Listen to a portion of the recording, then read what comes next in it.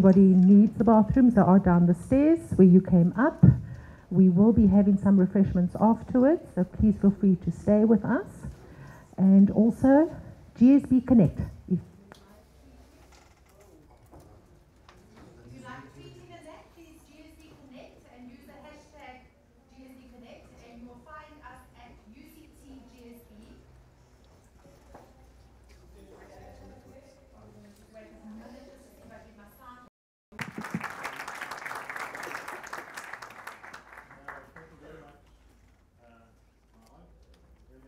Give me a wave. Can you hear me? Okay. When Anton sent me the text message, given the environment we're in, to ask me to chair the session, it struck me that ordinarily a launch of a book or a booklet titled The ESCOM Inquiry would really not elicit much interest, to be honest, except amongst a small group of technocrats interested in energy provision, social, economic, and political importance to South Africa, in my view. As a matter of sort of the order of events, I will give you a little bit of the background. It may not be obvious to some of you, if you like, the intellectual and analytical background to the ESCOM Inquiry reference book. I will then introduce our main speaker for the evening, Minister Pravin Gordhan, and follow that off with Anton to take us through his booklet, and then we'll open for Q&A, just so you have a sense of the order of events. So around about, it was, I think, March, no, it was earlier, it was about February or so, we were approached by Mark Swilling, Professor Mark Swilling at the University of Stellenbosch, who got together a group of academics and asked us, 7 or 8 academics and 1 journalist, to participate in a research project under the ambit of something called the State Capacity Research Project, SCRP. At the speed of light, to be honest, within about a month, we produced and released in May 25th, 2017, a report called The Betrayal of the Promise. Some of you may have seen it. And it has the provocative subtitle, How South Africa is Being Stolen.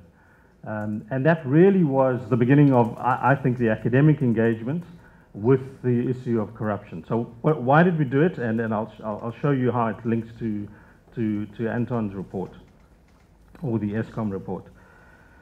We did it because we felt that there was, in that environment, if you like, particularly around about April and May, a sort of 2 types of discourses going on. There was the sort of the South African Council of Churches unburdening panel, for example, that allowed people to come and talk to church leaders and to reflect on their experiences and understanding of corruption on the one hand, so a very public engagement.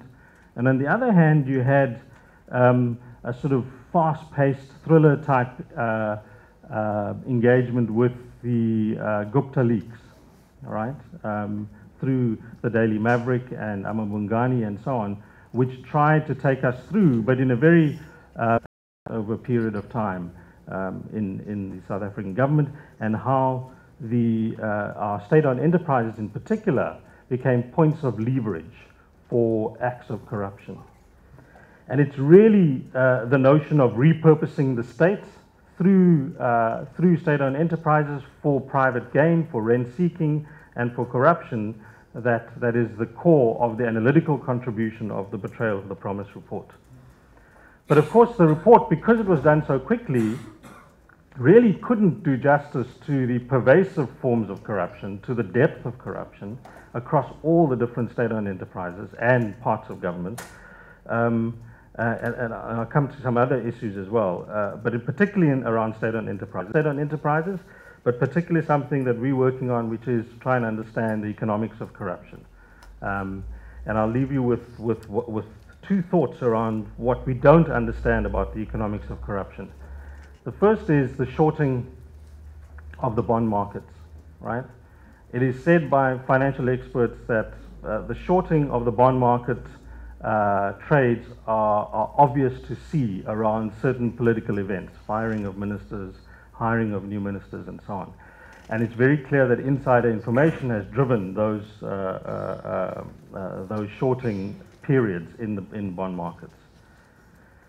So that's an important part of how we need to, and it includes the currency markets. That's a really important part of how we want to understand events in both currency and bond markets that we don't understand, that we don't have a sense of, that we don't have data on, and we don't fully capture in terms of our understanding of corruption. The second would be to really find a rubric for understanding the market for corruption has become a monopolistic market. That if you have a large number of people that have small gains in the system, it's a stable form of corruption. But if one player dominates the market for corruption, perhaps it becomes unstable. So that's just some of the thinking that we're doing to try and understand the market for corruption. But so that's really the background. There is energetic and we hope useful work from academics that's ongoing. Some of it sort of doing things that academics are not used to, which is providing booklets with pictures and so on, but about how to introduce our plenary speaker. And I guess the one way to think about it is that he is the most famous pharmacist in South Africa. Born in 1949, but served as Minister of Finance from 2009 to 2014, and again from 2015 to 2017. He has a career spanning 60 years in politics, but in particular in struggle, right? And I think that is really where his current environment lies, which is to serve, I would argue, as a beacon of hope, a true stalwart in the fight against state capture and corruption. So please join me in welcoming Mr. Pravin Gordhan.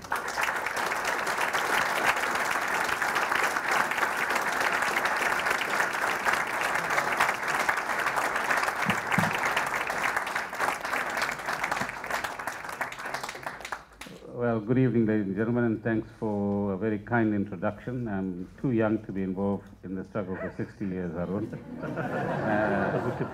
I can understand you're an economist, but not an econometrist. And I also got fired as a pharmacist, so I suppose I got a good record as part of my CV. Let me first congratulate the team of academics and students who worked with Mark Swilling and our two colleagues here, which produced the original report upon which the report that's in front of you was finally prepared, and to Anton and his team for the excellent work that they've done to simplify what are a complex set of transactions and maneuvers in the biggest state-owned entity in South Africa called Eskom, and one which is absolutely crucial to our economy, to our economic growth, and indeed to the well-being of South Africans, because electrification, or the supply of electricity, was one of the key projects that the ANC government said it would deliver upon to South Africans, and that would make a difference in the lives of people. And the cost of electricity and the consistency with which it could be supplied has everything to do with whether South Africa grows, as we've learned from our recent past, excuse me for the coughing, in a particular way or not. So congratulations on all of the good work done. And of course, once you do a good piece of work, you raise the levels of expectation about the next piece of work that needs to be done as well. So we look forward to the forthcoming editions that Arun has promised us in respect of other entities. I think if we put it bluntly, ladies and gentlemen, this is part of a story which is reflective of the fact that some 150 to 250 billion rands has disappeared from South Africa's overall fiscal system. That's the amount of money we're talking about in all probability. And that money finds itself in various places that have been named in one or other publication. And depending on your favorite geography, you probably find a bank account there. which will contain some of your taxpayers' money or money borrowed in the name of the South African sovereign at the end of the day. When big sums of money like this are actually involved, we have to say to ourselves that once again, South Africa does find itself at an important inflection point. It's a point at which we could either succumb to the wiliness of all of the schemes that we today collectively call state capture, and the fantastic ability, because you've got to give credit where it's due, the fantastic ability to produce so many Houdinis in one country, where you can repeatedly appear to be trapped and detected and actually be seen to be transparently filling your pockets, and yet nothing happens to you. Right? And I think that's an amazing feat to have happening in front of this kind of audience and millions of people out there who can actually see through these sleights of hand, if you like, and the way in which a massive but well-connected syndicate has actually developed for the purposes of both capturing the state, but with the prime purpose of extracting from the state these large sums of money. And what that booklet in front of you reflects is a handful of examples, whether it's a coal contract, an IT contract, supplies at a particular, during the so-called load shedding period. And if we as South Africans, events that are actually happening out there could have dire consequences, both for our own organization, the ANC, but also for the future of South Africa as well. Because we're talking about placing ourselves onto a dismal path. We're beginning to enter that path, which could take us 5, 10, 15 years to recover from down the road if we don't handle some of these issues correctly. So this report, or this series of reports, is not just about another set of analyses that the academics and other members of, let's call it the intellectual fraternity, produce from time to time. There's a political economy around this report and around this venture, a political economy which asks us to put some serious questions before us about what kind of politics are we playing out in South Africa today. What is the structure of our state, and how is it that with this very proud constitution that we have, the checks and balances that we thought that we had built in, the powerful civil society, media, and other types of organs that we have operating in our country, how do we still end up where we are? How is it that we appear to be, as 55 million people, so powerless to actually influence what is essentially a small group of people who are engaged in this particular exercise, and who have such confidence, such belligerence, and if need be, such force of conviction in their own venture, or adventures, if you want to call it that, that they can put layer after layer of obfuscation in front of the public. This is white monopoly capital. You see, look at them, don't look at us and what we are pocketing at this point in time. Develop very clever narratives, if need be, import them from the UK, as we've now learned. And a whole industry, well before Mr. Trump, in producing fake news comes along and tries to divert people's attentions.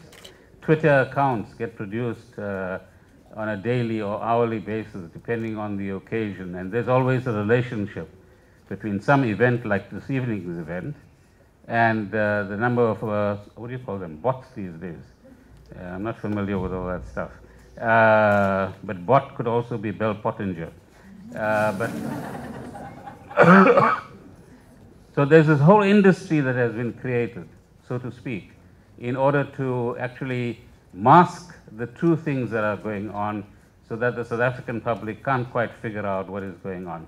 And it's against this kind of gale force winds, if you like, that the booklet that you have, which Anton will present to you in a few minutes, is a very important piece of work to start unmasking, to start unfolding, to start exposing the actual mechanics of state capture, And what is it? And people who are supposed to be ethical in the way in which they could passively approve of state capture and corruption and the consequences that flow from it, or increasingly we need to get more and more of us directly or indirectly involved in fighting state capture, in understanding state capture, and mobilizing communities as we've done many times throughout our history in order to oppose it and show that there is still some character left in our society which is capable of taking on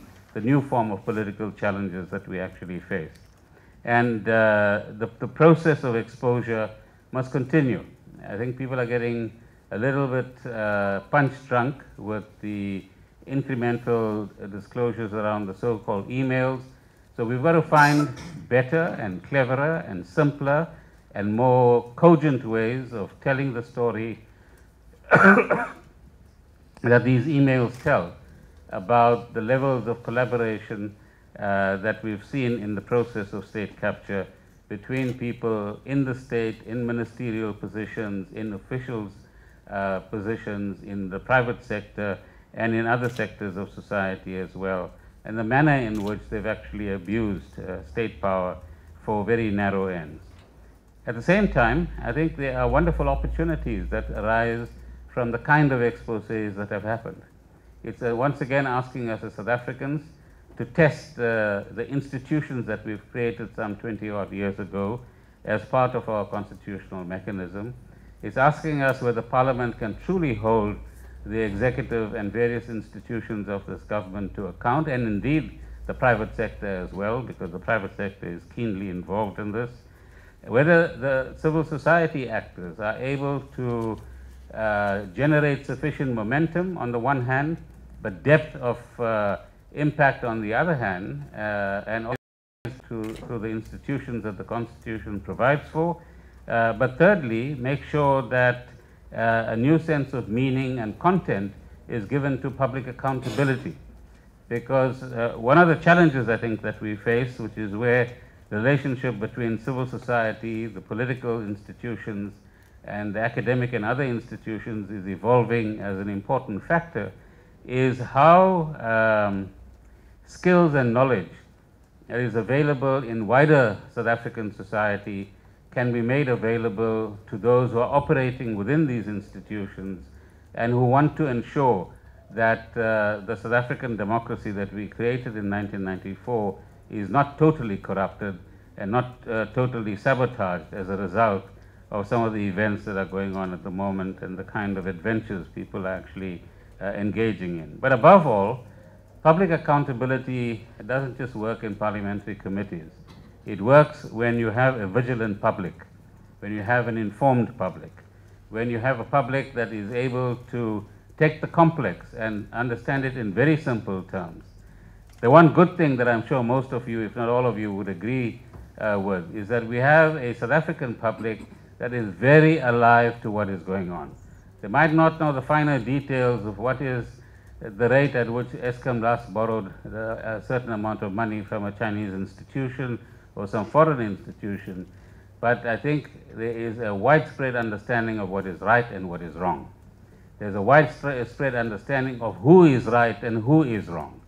And there's a widespread understanding that change is required, that we cannot continue along the current path, and that the expectation is that those of us that are politically active or active in civil society and other formations must play the kind of role that the houses does that equal, how many medicines of what quality or type does that involve, strange bank accounts all over the show. Secondly, what are the consequences in terms of confidence in our economy and investment in our economy?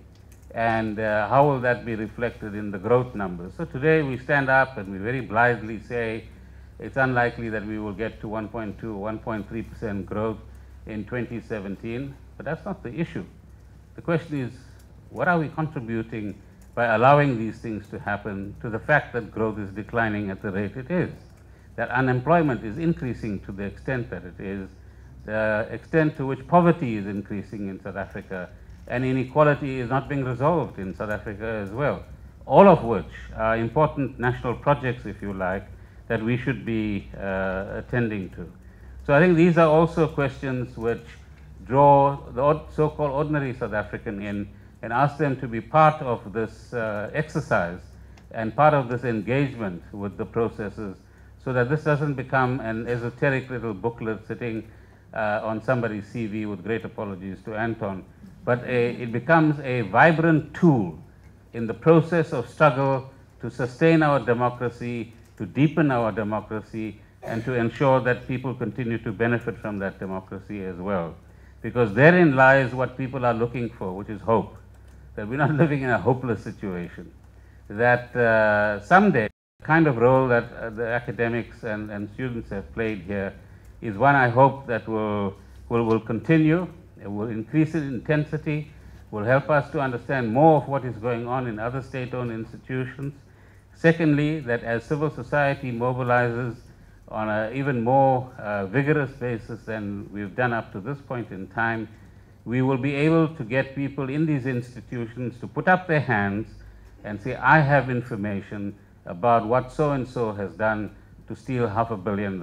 I know how exactly it was done. I know which account it was actually placed in, and I want to become a whistleblower so that these people can actually be dealt with. And I think that's the next logical step where people in our institutions must now have the courage to stand up and say, I will not be quiet and I will not be part because of my quietness of this corruption and state capture process as well. And so I hope that tonight's discussion will lead us into a collective determination to take the fight against state capture and corruption to higher levels, and that we find a new sense of common purpose and common intent and a common sense of energy. I'm not saying that all of you must go out of your toy-toying right now, but if we can get into that kind of mode, then at least we can say we are part of an important democratic process where we want to defend our gains, but more importantly, give hope to all South Africans. Thank you very much.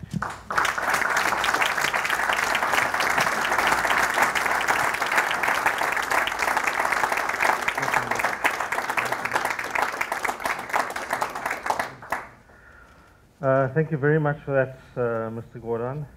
I think just 4 key messages for me, and I'll just use the phrases. Public accountability is critical in state-owned enterprises. Keep up the messaging, so trying to move away from, I guess, our almost over-dependence on media reports towards more critical messaging.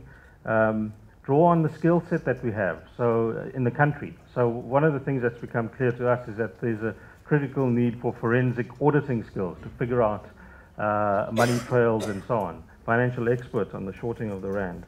And then fourthly, a key message around quantifying the economic cost of corruption. And if you take those 4 messages, regulatory and performance challenges in network infrastructure, in particular focusing on the electricity sector. He's worked on energy policy for more than 30 years and was the founding director of the Energy and Development Research Center at UCT, which is still in existence and highly successful. He has about 100 and odd peer-reviewed publications to his credit, including 3 books published over the past 7 years. So please join me in welcoming Anton. Take a few photos.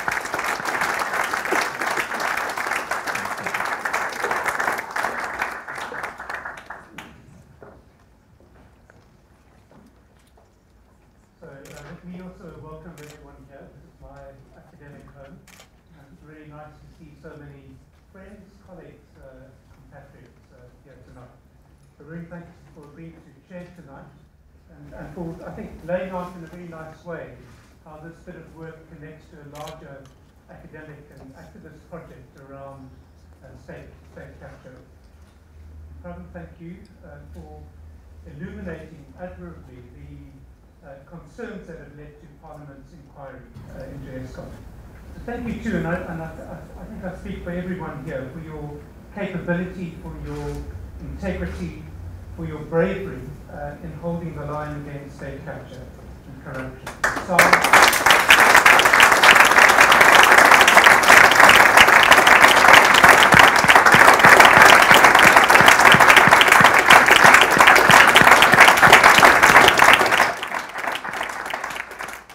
doing that in SARS, in Treasury, and now again in Parliament, and as you've seen tonight, also working with civil society formations. So ESCOM is about, sorry, not ESCOM, Parliament's about to start its inquiry into ESCOM. It was actually due to start today, and it's the reason that we actually slotted this session this evening. That's been postponed until October. But Parliament will soon start calling witnesses to give evidence, and critical new details are going to emerge. It's going to be an extraordinary opportunity to summon key individuals and to push them along the issues that Pravin laid out. So the previous Public Protector, Thuli Madonsela's State of Capture report provided the first comprehensive legal analysis of the systematic corruption being perpetrated through state-owned companies. Since then, South Africa has witnessed the rallying of civil society, investigative journalists, academia, public leaders, and concerned citizens determined to uncover and hold to account those involved in corruption and the subversion of the state. There's been the brave reporting by the Amabangani journalists, aided by the explosive Gupta leaks. There's been the South African Council of Churches unburdening process, and there's been ARTA, who's now starting to mount prosecutions against those that are involved. And as we've heard from Arun, South African academics now are also starting to try to unpack the state capture issue, led by Mark Swilling. Arun has been very involved, Ivor Chipkin from Pari. So at the universities of Cape Town, Witwatersrand, Stellenbosch and Johannesburg have been involved in the state capacity research project, which produced this portrayal of the promised report. And I think the value of that report is that it showed conclusively that we're not dealing with random acts of corruption, as Arun said, but a systematic political project to repurpose the state to facilitate the concentration of rent-seeking and corruption. So our efforts here tonight are part of the project. We're trying to take that further in the area of ESCOM, and this booklet is one small aspect of that. There will be further, more in-depth research. So if Parliament fulfills its constitutional mandate, the fingerprint of Zuma more yielding. And one of his first actions was to question a key and large, at that stage, very large procurement decision that had been signed off by the executive management and the board at ESCOM. It was a contract around replacing the steam generators at Coburg. And he battled a bit with the leadership in ESCOM at that time. And then we see the first major repurposing of governance, where wholesale change of the ESCOM board, which he agreed to, and a board that had very little corporate or ESCOM sector experience.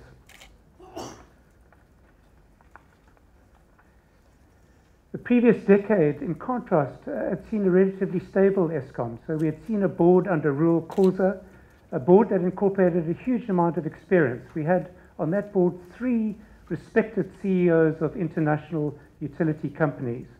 And yet for Zuma, this experience was no longer valued or fit for purpose. The ESCOM chief executive at the time, Brian Dames, who managed, as Pravin has said, South Africa's economically most important state-owned company, by far the largest of the SOEs, was treated appallingly by Gigaba. Letters were delivered to his office indicating that his services were to be dispensed with, and then extended, and then terminated, all within with scant notice. He also received, and this hasn't been reported, a number of death threats delivered to his office. Gigaba then appointed Colin and subsequent Gupta leak emails have revealed that just days before the appointment, Gupta Lieutenant Salim Essa circulated an email or circulated Machila's CV to Tona Gupta and Duduzane Zuma. So President Zuma's second term then generated much more aggressive governance changes to grease the wheels of rent-seeking at Eskom. Lynn Brown replaced Gigaba as Minister of Public Enterprises in May of 2014, and Machila, who was acting CEO, had. So Machila's run on the utility was ended. Brown appointed then a former DG of the Public Enterprises, Chadiso Matona, as Chief Executive in October of 2014. But unfortunately for him, she also appointed a new board in December, and a board packed with where the Guptas were present. Once Matona launched a tender for the provision of forensic and anti-corruption consultation services for Eskom in January 2015, a contract that was later awarded to Denton's law firm, it was clear that he could not survive. But the shock suspension of 4 Eskom executives, including Matona, in March, followed by the ousting of Zola Tutsi just a few weeks later, was clearly not the work just of a fledgling new board. Eskom's very own Ides of March was orchestrated at the highest level. President Zuma not only personally called the DG of Public Enterprises to put this in motion, Brown was abroad at the time, but also summoned Tutsi to his Durban residence, where Dudu Mayeni relayed the president's instructions. So the president's favorite then, Ben Ngubane, was appointed to the board chair, despite a lot of resistance from within the ANC itself. And Brown also agreed to second Brian Molefe, along with his right-hand man, Anoj Singh, from Transnet. And this is a very significant moment, because both had piloted and perfected schemes at Transnet to benefit the Guptas and their associates through kickbacks on large procurement contracts, and they carried this experience then through to Eskom. Denton's investigative report was then terminated just 2 months after the investigation began, and the ever self-proclaimed victim of misinformation, she continues to do it, Lynn Brown, withheld the report, including the names of guilty parties and damning evidence of their wrongdoing. She kept this from Parliament and from the public. She also kept it from the Eskom War Room. She kept it also from the Deputy President, who had been charged by Cabinet at that stage to look into the electricity crisis. So hugely undermining this critical work. I sat in the Eskom War Room at that time, and I can attest to the discomfort and resistance by Minister Brown to the work of independent experts questioning what was going on. So the governance of Eskom thus captured and repurposed the next period witnessed the scaling up of grand corruption, with the Guptas now managing the complex enterprise of brokering, money laundering, and concentration of rent-seeking, as we've heard, what defines this as opposed to just random corruption. So the chutzpah of the Guptas since has been astounding. When they came into a new enterprise, they effectively wanted everything. Rent-seeking was concentrated. The most bold-faced examples include Eskom facilitating and financing of the Gupta's acquisition of the Glencore Optimum Coal Holdings. This has been well documented. The scheme had already been started under Gigaba, but it was under it was when the coal major Glencore was driven into business rescue. But it was the Eskom chief executive Molefe partnered with Singh, Cocoa, and the mines minister Tshwane that made the heist possible.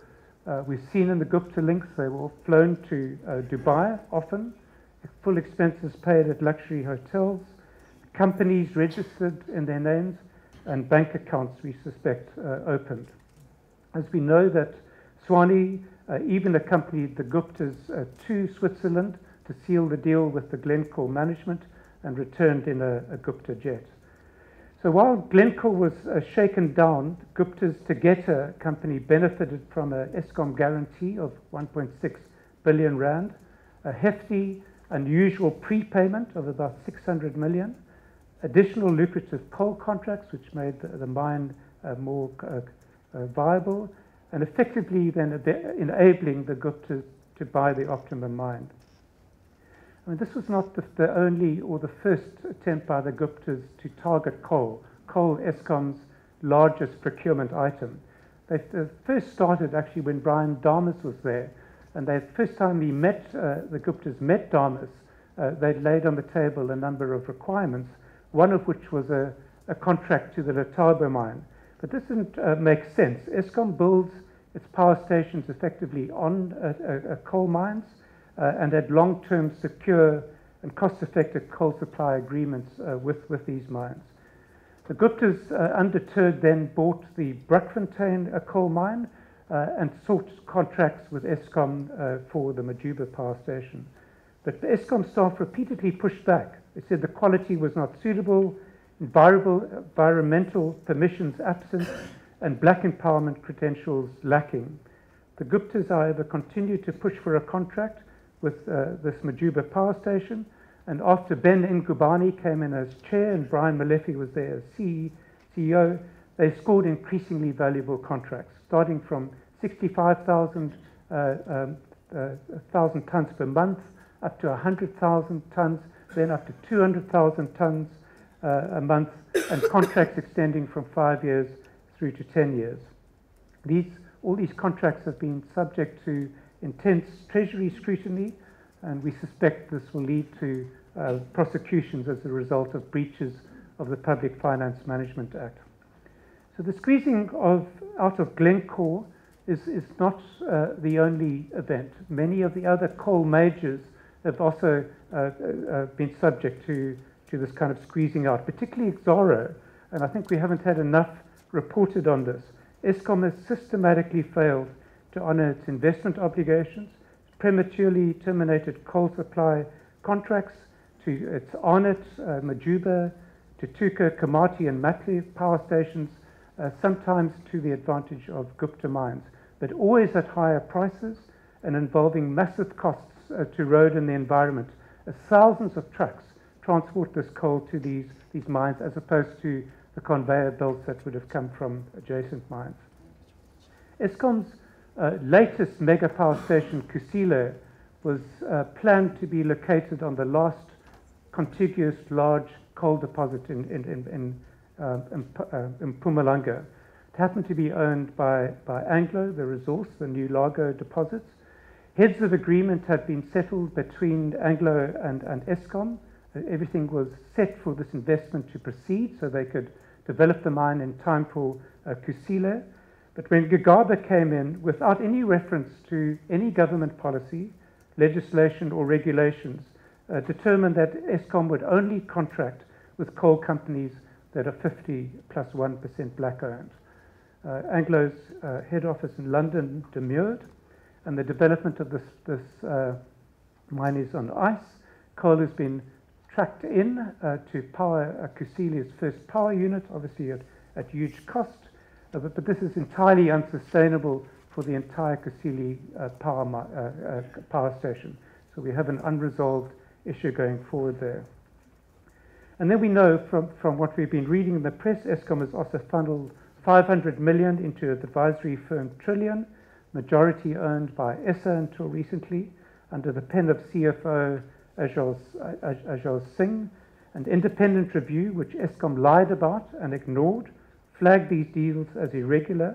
The Trillion was not only used as a conduit to transmit money to Gupta-connected networks, it was also used to legitimize irregular Eskom processes, including the awarding of a multi-billion rand contract for the refurbishment and fixing of the Duva power station boilers. You'll remember that incident where one of these boilers was exploded through incorrect operations. But too much still remains in the shadows. Coco's contracts with his stepdaughter's company, Impulse, during his tenure of acting as chief executive, the irregular diesel contracts that Pravin mentioned when we had load shedding that was snuck through, hefty maintenance contracts. This is an area that we think has not really been uncovered much at all, but a huge amount of work has gone into getting Eskom's power stations working properly again. Then obviously the gargantuan construction contracts with the new builds, Kusile, Medupi and Anguilla, and of course the President's ambitions to procure a fleet of unneeded and expensive nuclear power stations. We're getting towards the end. I mean, Eskom's qualified audit has raised very serious concerns around internal financial and risk controls, including why Eskom let go 2 major international auditing firms in recent years. It used to have 3 auditors, it currently only has 1. Debt providers to Eskom have started calling in their debt covenants. The Development Bank of Southern Africa, said it was not willing to accept a qualified audit where billions of rands were unaccounted for. Old Mutual's Future Growth Fixed Income Fund said it would not participate in bond auctions until Eskom cleaned up its governance and management.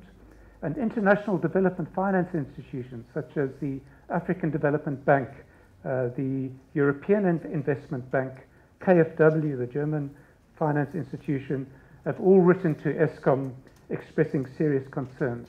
One of the consequences was the forced departure of CFO Anaj Singh, and others will, I'm sure, follow in the next while. So just as the details of this political project to undermine and to repurpose Eskom's governance to facilitate this massive rent-seeking corruption come to light, so too are the dire consequences of these forays made into these Eskom coal contracts, to their equipment contracts, IT, media, and advisory procurements. Eskom finances are now in trouble. Its revenues are stagnant, its costs are rising, and massive debts need to be financed. The utility now poses a very significant set of threats to the fiscus and to economic growth prospects in South Africa. So the costs of the Zuma era are for all too evident. Parliament's inquiry is positioned to further illuminate how Eskom has come to where it is today and to expose those responsible. Hopefully, it will also recommend improvements to governance of South Africa's state-owned companies. And a great deal of really interesting and important work has been done under the Deputy President, which is currently gaining no traction within the current context. But we hope also that Parliament will also make some recommendations about the restructuring of the power sector. The arguments for breaking up Eskom are now becoming extremely powerful.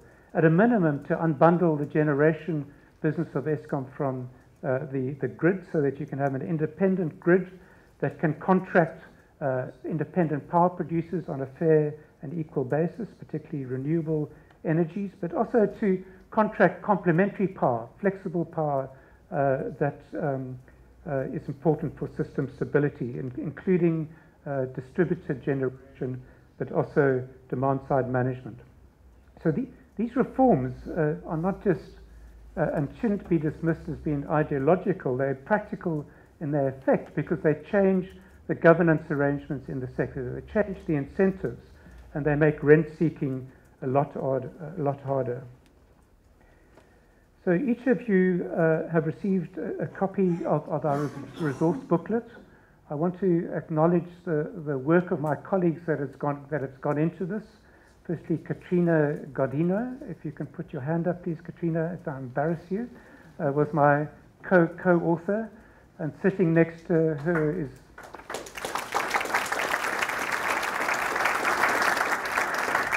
sitting next to her is Lauren Hermanus, who is one of the researchers who helped us. And is Jessie here? Jessie Burton? Yes, right at the back. Thanks, Doctor, for your work. So I'd ask you just briefly to open your booklets, and I'd like to quickly page through it just so that you can see the logic of how we laid it out. If you go to page 2, you'll see that we've located this work within this broader project of state capture that was outlined tonight. Page 3 explains really why this big focus on Eskom. Eskom's so much bigger than the other utilities.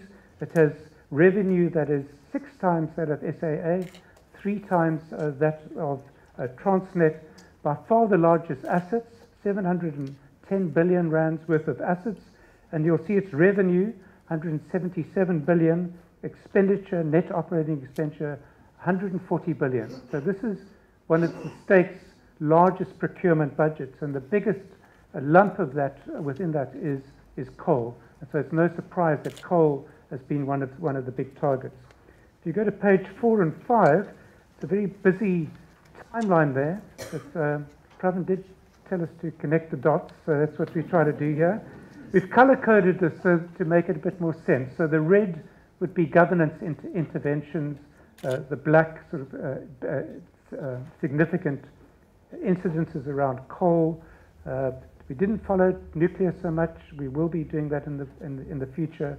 And you can see other interventions around IT and media contracts, advisory services, trillion, a lot of work around refurbishment of power stations and then the new build.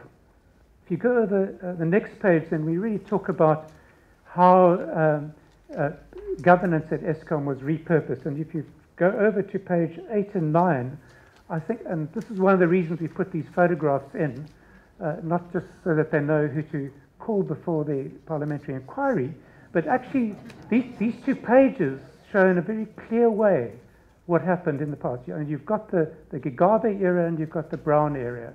The Gigabe era, you have a completely new board coming in, and then you start seeing these first forays into contracts. And under Brown, I mean, just look what's happened.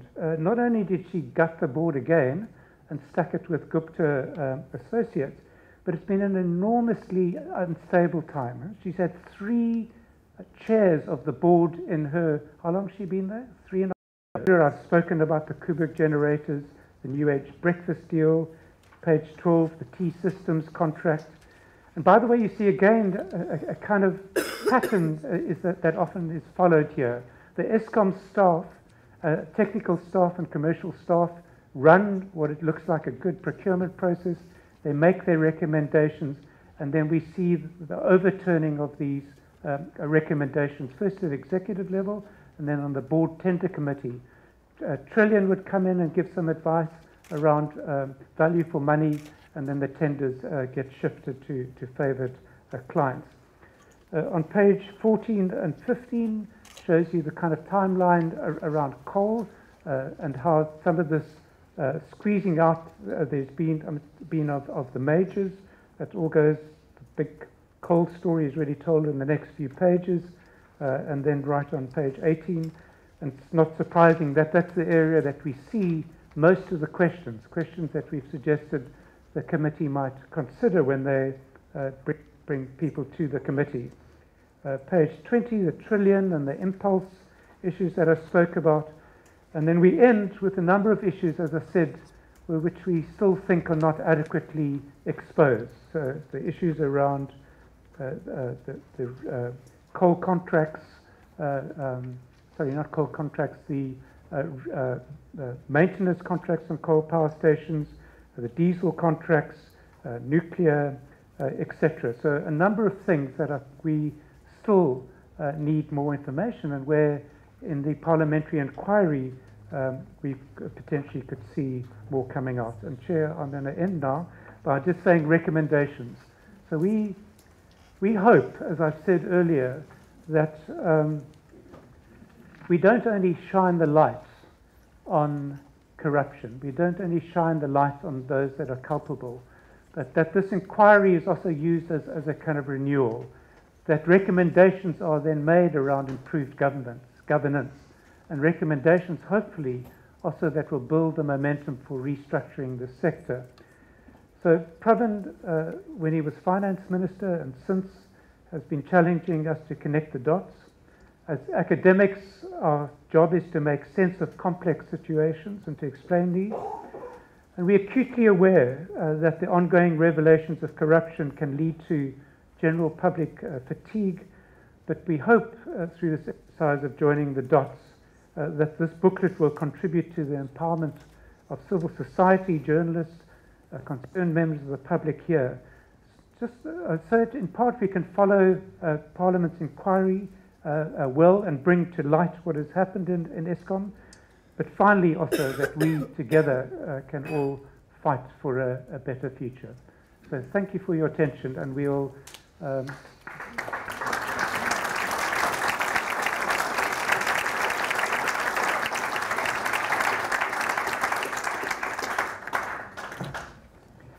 was going to say we'd move through to questions and answers and discussion, but Arun will chair that.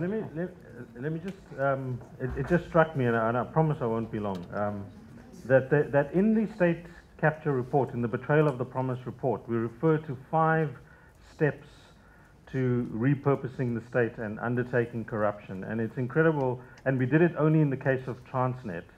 But it's incredible to hear, I used that framework while I was listening to Anton, and it's incredible how those same 5 steps were followed, almost sort of as a muscle memory from Transnet into Eskom. And so the notion of finding the malleable minister is the first step. The second is you find the brokers. In the Transnet case, it was Iqbal Sharma. Here it was Singh and Ngubani and lots of others. The third was to create the channels for theft, whether it's procurement or you separate board decisions from the rest of the organization, you create special subcommittees for procurement, you create those channels. And the fourth was to organize the theft, procurement services through Trillion. You buy an asset, and the third was broker fees. So if you saw that in McKinsey and SAP, those were exactly the same steps that were followed in Eskom. And the final one, and that's the one we know the least about, is to launder the money. And laundering the money is one of the hardest final stages for us to pick up as analysts. Anyway, let me leave it at that and open up the floor for questions and answers. Please, can you identify yourself, and if you don't mind, keep the question fairly short and pointed. I think Guptas and Zuma came into was something that already existed, and one of the events that hasn't properly been accounted for and explained is that in December 2015, the American Securities and Exchange Commission fined Hitachi $19 million for work with Eskom through an ANC investment company. And I think that in a sense that was the fertile ground under which this sort of thing happened, and we need to deal with that, in my view, because otherwise it's just going to happen again. Thank you. Are there any? Thank you. Anything else on this side here? Yeah. I'm Crispin. Just a simple question. What is, this isn't something new to us, and people continue with impunity. Civil society has found its voice and has come out on the streets, but yet the courts of law have not prosecuted anybody yet, and Parliament, with all due respect to parliamentarians present in the House, seems entirely muted on this process. So the question I have is, how do you take this to a reasonable consequence and a better outcome for society? Because the courts of law seem to be the reference point at this stage, and this hasn't made it there yet. Thank you. You can take one more on the side. Okay. I'm Rod Solomons from the South Africa First Forum. The hearings that were going to start today has been postponed till October. Following on the question that Crispin asked, is we are having a serious question as civil society around whether Parliament really has the really escalated. We would not want to discount the Chancellor House issue, but let's also, and I think you're right, more needs to come out. But let's just recognise that the scale of that issue compared to what we see now is just in a completely different league. Right? So the amounts that evidently went to Chancellor House and that were very, very tiny compared to what we're talking about now, when we're talking about hundreds and billions of rand.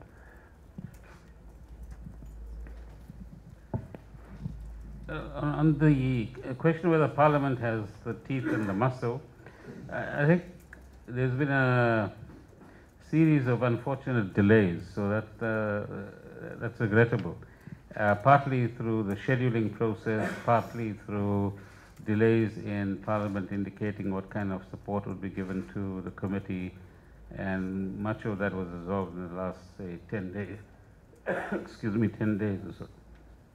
So let's not anticipate what would happen. Let the process start. Each of these things, by the way, is not a smooth, frictionless ride. It involves struggle of different kinds on different terrains, and let's see how this plays out. I wouldn't condemn the process right now. I think those that are there in that committee are quite determined that this works, but there are lots of limitations that we have to overcome.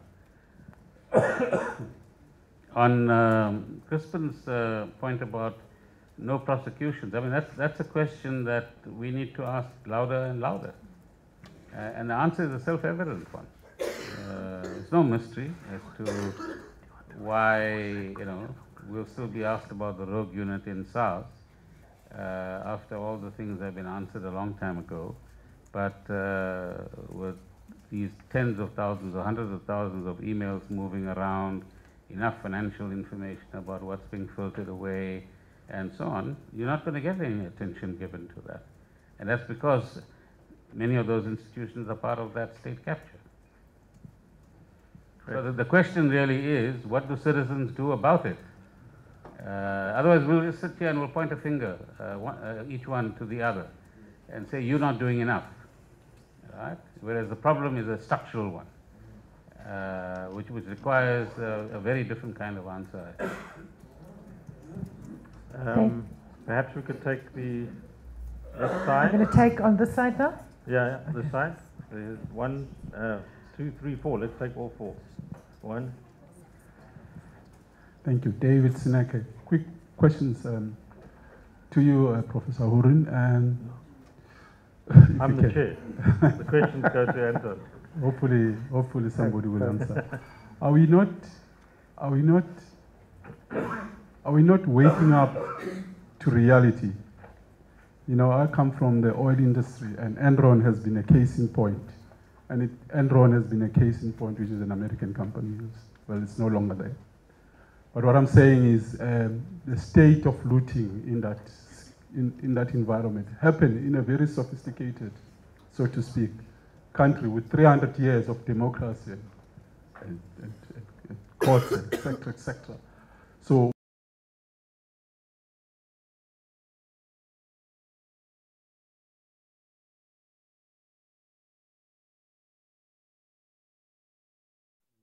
we are very, we set high standard, of course, we set high standard. But we are waking up to reality that we need to be vigilant. We need to not to take this democracy for granted. Thank you. There were I know some extra ones have been added, but I'll see if I can come back to you. Thank you. My name is Britta Renkamp. I work at the Energy Research Center, University of Cape Town. I'm just wondering what can be done within the ANC, because for me as an analyst, that is always the black box, and I really don't understand what's going in there. I can read the newspapers and try and put everything together from the outside, but like who actually talks to Zuma to call Mr. Pravin back in after a weekend of having another finance minister in there? I don't understand, and whatever you can tell me of finding out of how this black books work, I would be appreciated. Thank you.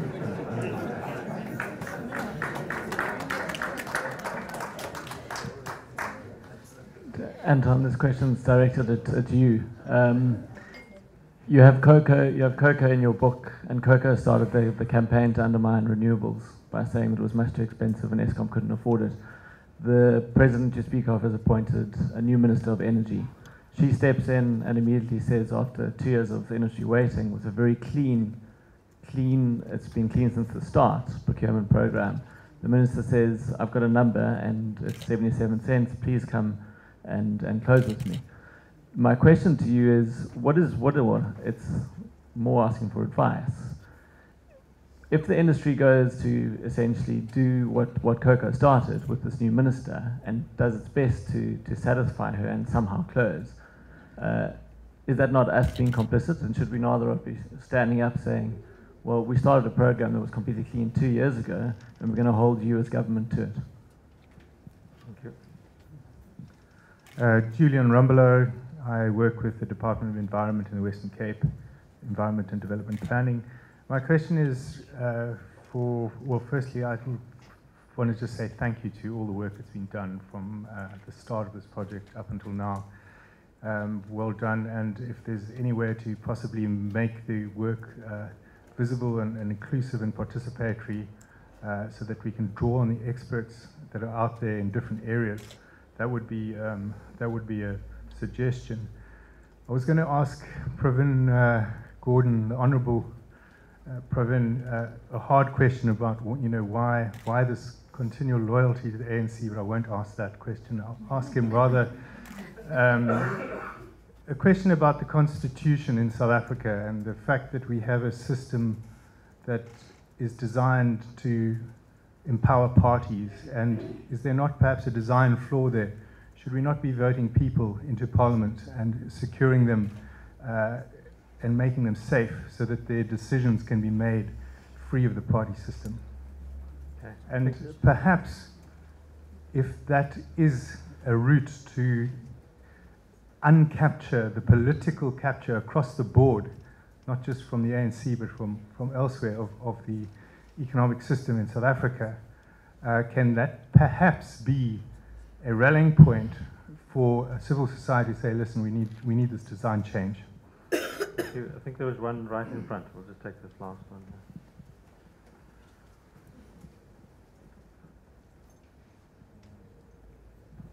Hi, I'm Donwell Presley from Cape Messenger and Biz News. I have sat at many budgets with Pravin Gordhan, and I need to ask the political question. And I think the whole thing, this whole corruption and rent-seeking revolves around the president. And I would like to know, is he optimistic that we are going to get rid of this ghastly man?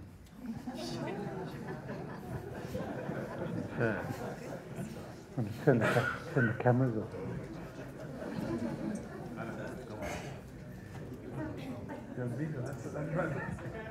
Well, Anton, do you want to take some of them first? So let me just take some of the more direct questions, and then we can come to the ANC. Mark. Yeah. you wanted the renewables. Mark raised, I think, a very, very interesting point, because what's very striking when we look at the last 4 or 5 years is that the renewable energy IPP program stands in complete contrast to everything we've talked about tonight. It's a very significant, a very large program. Over the first 4 rounds, a total of close or just over 200 billion rand would have been committed to just over 100 projects.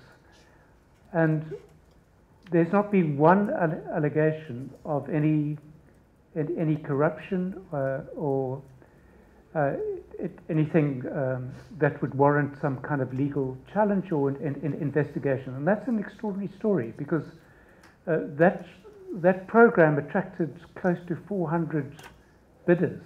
And so the way it was run as a highly transparent program and designed in a way which was free of rent seeking is an extraordinary accomplishment. So I think one of the issues, one of the problems about the program is that because it didn't create obvious opportunities for rent seeking, that politically connected elites were largely bypassed, which gave rise to some subsequent kind of opposition to the program. And we can see Mr. Cocoa very much stuck in the old paradigm of Eskom's business model being big coal, big nuclear, big networks, trying to work with interest groups which preserve that. So working, and we have pictures and we have evidence of him working with the Coal Transporters Federation Forum. Also working with some of the unions and stoking up fears of job losses. I mean, real concerns, because we're in this disruptive moment of new technology, and there will be some social costs. But I think part of that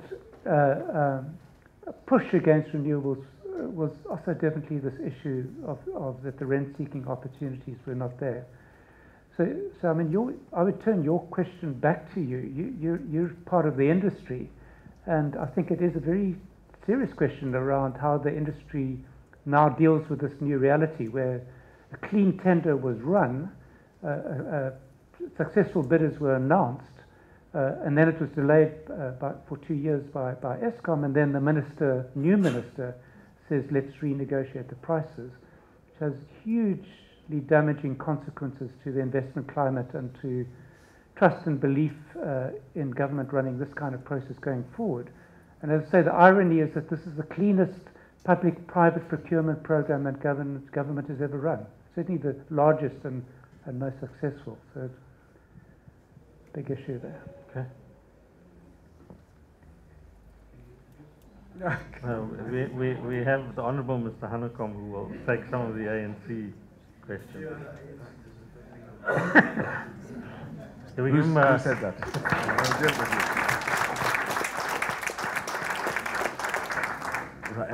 I didn't actually know there were so many people sitting behind me. Thanks, Anton. Where do I start? Okay. On the system we have in Parliament, that was part of the negotiated settlement, and Pravin was very much part of that in the early days. So we have what we call a proportional representation system. So it's parties that are in Parliament that are represented, numbers according to the numbers of votes that you achieved or that you obtained. I remember at the time, Pravin, you probably remember that Kossatu, for example, was arguing for a combination of proportional representation and constituency-based representation in Parliament.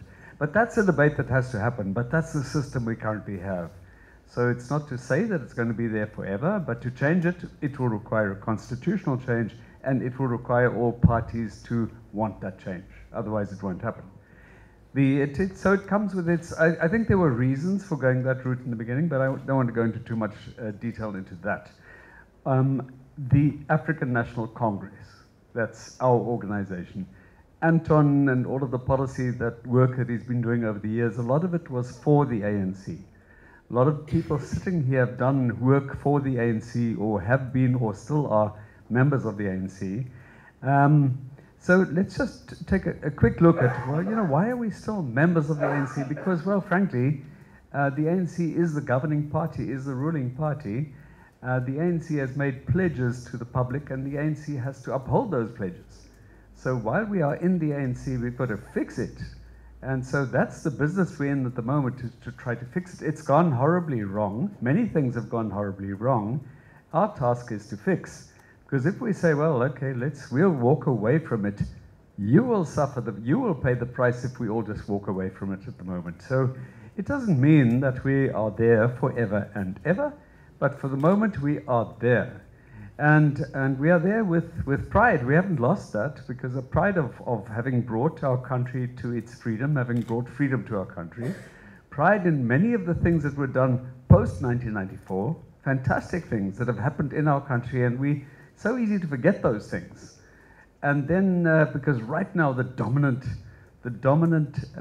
discourse and the thing that worries people, the things that worry people dominate, and that's clear. And in a way they should. So otherwise you constantly, you know, go back to, well, we've made these wonderful achievements, we've changed people's lives for the better, we've restored dignity to people, etc., which is true. And we can list the many achievements, and it's easy to do, and people do that all the time before elections. But right now, we are in trouble. So I think Pravin's, when you spoke about the kind of growth that we need to halt some of the serious troubles that we're in. Stats SA, says that 55% of our population at the moment is living in poverty. Something like 14 million people are living in extreme poverty. Pravin spoke about the levels of inequality and the unemployment. So we've got to turn that around. And to turn that around, and I'm going to get to the, what is it, ghastly something? To turn that around, a few critical things need to be done. And it's not going to be that easy, but we can't just wish it happens. We can't just say, oh, we'll deal with you in 2019. What kind of country will we have in 2019 unless we deal with the problems now? The problems have to be dealt with in the ANC, for us anyway. It doesn't mean that those that are outside of the ANC shouldn't raise their voices. They should, as was said here. They should be vigilant, they should be active, they should hold us to account. All of that is true. But for the moment, I'm going to say, I don't think Pravin is as bold as I am on this front, that the person whose fingerprint is on many of these things, it's not one, by the way, so there's a state capture, and many ministers are captured, many people in the NEC are in some way or other captured. So we go to the National Executive Committee of the ANC and we ask very politely that the president should step down, because we think it's the right thing to do within our organization and the best thing for our country. We don't succeed. We do it that was November last year, we do it a second time in May. So clearly the elected leadership of the ANC that we currently have has not been able to succeed in doing the things that that I asked for, that Pravin asked for. We've not managed to do it within our elected leadership. But it doesn't mean that the entire elected leadership is happy. The very fact, not everybody would agree with me. So in 3 months' time, I'm firmly of the belief that the change that we are all, and you have to appreciate that. And you have to support us, I believe, in our internal battles, because you will pay the price if we don't succeed. Doesn't mean that in 2019 you won't have the freedom to vote for any party of your choice. But for the moment, our immediate task is to fix our own party. And secondly, we believe if we fix our own party, we can start the process of reversing all of these wrongs and dealing with all of these wrongs. And if we do well in that job, which is not an easy one, because I'm afraid it's infused so many levels of society, but if we do well in that job, we might do very, very well in 2019, and I certainly hope we do very well in 2019, but only if we deserve to do well in 2019. Thanks. Thank you.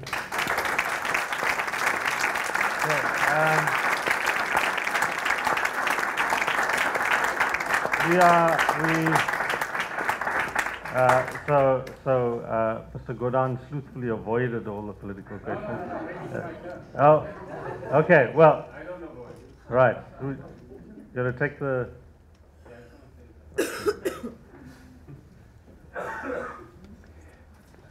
If avoidance was our technique, then we would be in a much happier place, wouldn't we? 2 points. I agree with everything that Derek has said. And the key element that we sometimes tend to forget is that everything is a struggle. You don't win these things, whether it's the battles within the ANC for the right values, or against the wrong kind of leadership, or against the wrong kind of decisions, by sitting back, like I said earlier on, and pointing fingers at others. It's a struggle. In a struggle, you've got to be organized, you've got to be resourceful, you've got to have support, and you've got to find creative ways of engaging with your opposition or your contestants. Otherwise, you'll be walked over. And similarly, when we mentioned Enron and some of the phenomena that have happened there, or indeed in South Africa, one of the things I think you guys must actually help us to reflect on is the current state of capitalism. Capitalism generates greed. Right? It generates an insatiable desire to own, to consume, and to get more and more money into your pockets without sometimes any sense of proportion at the end of the day. And that's why Enron is associated with Arthur Andersen. The older people amongst you might remember, but there used to be a big five amongst the auditing firms in that time, right? A whole firm called Arthur Andersen collapsed as a result of the Enron phenomenon. Soon after that followed Parmalat and others, Danone, during that period as well. So similarly, we've got to ask the question, what kind of, it's not just about the ANC, it's what kind of values, what kind of ethics, what kind of culture in terms of business practices and government practices are we generating in our country, which lead to all of these things. You think this is a one-sided story of, you know, one syndicate stashing money in some parts of the world. You know, the private sector does the same. You can see how professionals have become implicated in one form or another. You know the kind of compromises professionals make as well. You know, I'll ignore X if you can give me the assurance that my brief with you will continue for another 3 years. And look at the arguments that firms are having around auditor rotation, for example. There might be some reasons that are valid, but there are also serious questions to be asked about too much of familiarity creating difficulties as well.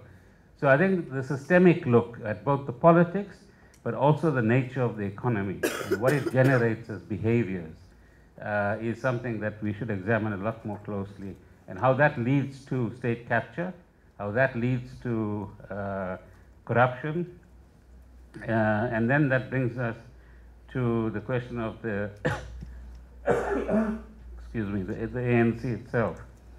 Right now, even there, we take the position that, I mean, the easiest thing, both of us are post 60, we can take a walk out of it. We don't need all these hassles. But there are many others like us who want to keep the legacy, the genuine legacy of the ANC and the values that it has stood for over the years alive, because it's worth keeping alive. You don't easily build organizations like this. And there's no organization other than the ANC that has more than 30% support amongst the South African public at the moment. Think about it. Right?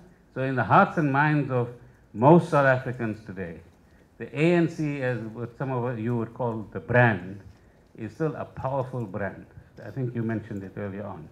The question is, who's going to own that brand? And use it for what purpose? And how do we get back to the core values? We might fail at the end of the day, but if we do succeed, I think Derek has pointed out some of the positives that go with that. Thank you. I think we're going to close the discussion. Anton is available for comments, questions after the event. But just for me to say thank you very much for attending. And please, just again, another round of applause to all our presenters. Thank you.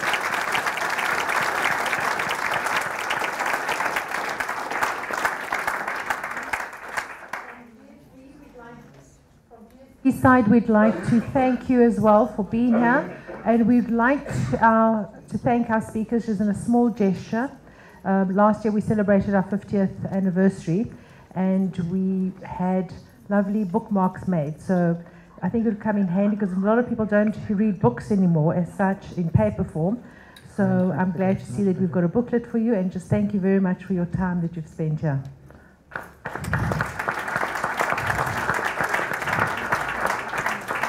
And I hope you get well soon as well. And then this is for you, Professor, as well. Yeah, thank you very much for cheering. Thank you. We really appreciate it. Ladies and gentlemen, we've now come to the end of the session. Thank you very much.